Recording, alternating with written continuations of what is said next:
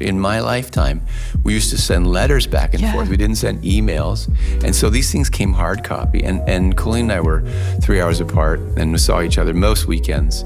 But we wrote these letters and they would get stuffed into places, or I would reread them. And it was all this anticipation of seeing her again. And so there's this, for me, the Bible is a bit like that. It's like, well, I read it once. I don't need to read that letter from her again. I'll be going like, I wonder what she meant when she said that. I'll go through the lines again. For me, just this morning, I'm reading about Paul in I think it was Acts 17, where he's in the Areopagus.